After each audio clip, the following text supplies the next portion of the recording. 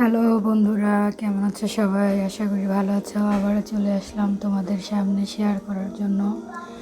দেখো, আজকে আমি সাজনা নিয়ে নিয়েছি রান্না করার জন্য।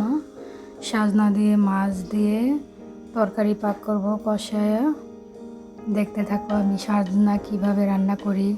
নিয়ে নিলাম আমি পেঁয়াজ, কেটে ফেললাম, কড়াই বসিয়ে দিলাম, তেলও দিয়ে দিলাম।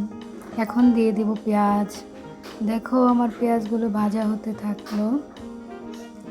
দেখো কত সুন্দর করে ভাজছি আমি পেঁয়াজগুলো। রসুন বাটা দিয়ে দিলাম। দেখো এখন লাল লাল হয়ে যাবে। আমার মতন যারা রান্না করে খেতে চাও অবশ্যই অবশ্যই আমার চ্যানেলটিকে সাবস্ক্রাইব করবে, আমাকে সাপোর্ট করবে আর আমার রান্নাগুলো দেখতে থাকবে।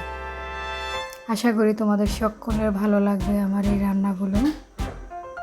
দেখো, সাজনা খেতে তো মোটামুটি সবাই পছন্দ করো।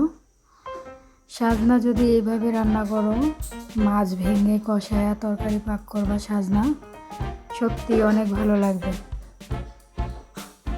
দেখো আমি মাছগুলোকে কষাই নিলাম, অনেক সুন্দর। এখন আমি সাজনাগুলো দিয়ে দিব। সাজনাগুলোকে একটু কষাবো মশলার মধ্যে। দেখো, অবশ্যই অবশ্যই আমার চ্যানেলটিকে সাবস্ক্রাইব করবেন এবং আমাকে সাপোর্ট করবেন। দেখুন, সাজনা তরকারি আপনারা এইভাবে রান্না করবেন, খেতে ভালো লাগবে। ভিডিওটি দেখুন, পাশে থাকুন। আলহামদুলিল্লাহ।